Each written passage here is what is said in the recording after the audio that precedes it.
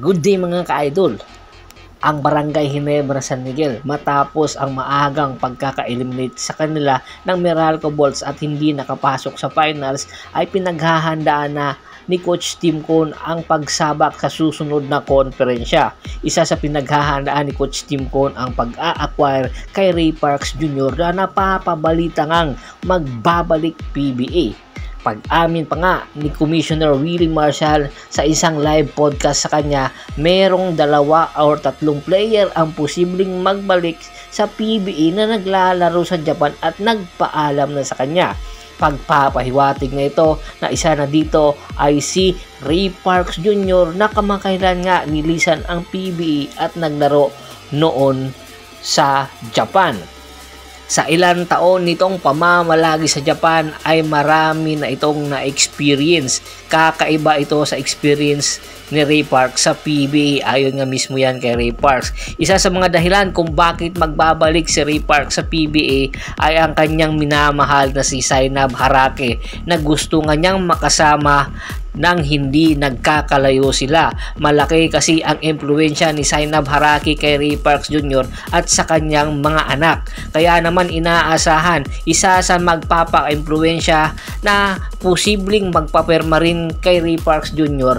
ay si Coach Tim Cone na kanyang ninong. Alam naman natin na isa sa mga advisor ni Ray Parks Jr. ay Coach Tim Cone. Kaya naman nangangailangan din si Coach Tim Cone ng serbisyo ni Ray Parks Jr. Alam natin na ang Barangay Ginebra San Miguel hindi kakayanin kung wala si Jamie Malonzo at si Jeremiah Gray at si Justin Brownlee. Kinakailangan ni Coach Tim Cone ang serbisyo at kakayahan na meron si Ray Parks Jr. lalong-lalo na nagkakaedad na si L.A. Tenorio. Sa kakayahan na meron si Ray Parks Jr. ay malaki ang tsansa na maiaangat muli ni Coach Tim Cone ang Barangay Ginebra San Miguel. Kinakailangan niya ng two-way player na katulad ni Ray Parks Jr. na napakatalino at pwede maging leader sa court. Kaya naman ito gustong magbalik sa PBA at hopefully ay magkasama na sila ni Coach Tim Cone at ni Justin Brownlee sa susunod na konferensya na kung saan si Justin Brownlee at Ray Parks Jr. ay matalik na magkaibigan at nagkasama noon nasa EBL pa ito or sa Asian Basketball League. Kaya inaabangan na kung ano ang nagiging negotiation ngayon ng Tropang Giga at Barangay Ginebra San Miguel dahil ang Tropang Giga pa rin ang may-ari ng rights kay Ray Parks Jr. At noong isang araw nga, ayon nga sa isang kuliglig, ay inilagay na rin ng Barangay Ginebra sa trading block si Maverick Ahanmisi. Ito na ba ang sinyalis na ang Maverick Ahanmisi ay ang magiging destinasyon ay ang Tropang Giga at magiging kapalit si Ray Parks Jr. Matatandaan si Maverick Ahanmisi na kuha ng Barangay Ginebra via pre-agent market at pinapirma nila ito matapos nga hindi na nag-extend ng kontrata sa Converge Fiber Xers.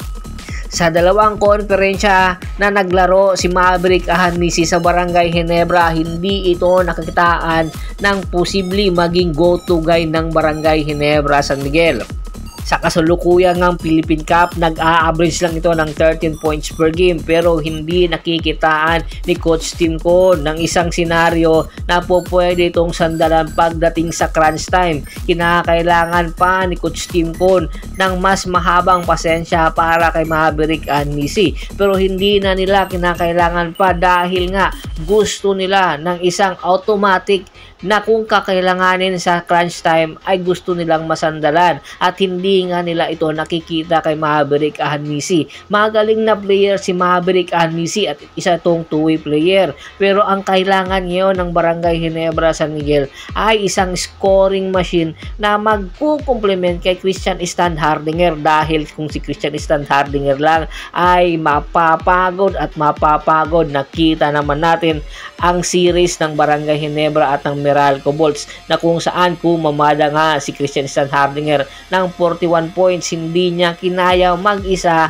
bagkus ay tuluyan silang nagpaalam sa Philippine Cup dahil na rin sa ganda ng ipinapakita ng Meralco at depensa. Kaya ito ang pinagtutuunan ngayon ng pansin ni Coach Tim Con kung paano niya ito magagawan ng paraan. Alam naman natin si Coach Tim Con, ayaw na ayaw matatalo ito at mapapahiya. Kaya sigurado magbabalik ito ng with abang sa susunod na konferensya. Ano sa tingin nyo?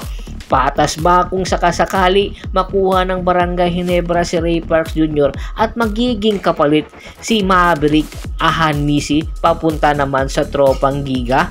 Komento na sa baba ng video at pag-usapan natin yan. Once again, this is Percival Monteron at your service. Don't forget to subscribe my sports channel at don't forget to click the notification bell button para nga maging updated palagi sa kwentuhan. At bago pa man natin tapusin ang ating kwentuhan, shoutout muna tayo sa ating mga solid na followers na laging sumusuporta sa atin kay Sir Rene Dineros, Anthony Lucky Alon, Adrian Dulay, Kagawad Katsakino Dukusin ng Hagonoy, Bulacan, Ronald Bersobedad, Jan David Gulapa, Yornel Belches at si Mr. Ricky Lanza ng Ricky Rider TV ng Tansa Cavite. Marami pong salamat sa walang sawa niyong pagsuporta. Pakibisita na rin po ng Facebook fanpage ko, paki-like, paki-follow, paki-share. Ganun din po sa bagong Facebook fanpage ko na Half Court Press PH at sa TikTok channel ko na Percival Monteron Sports Channel. Hanggang sa muling kwentuhan, maraming salamat po.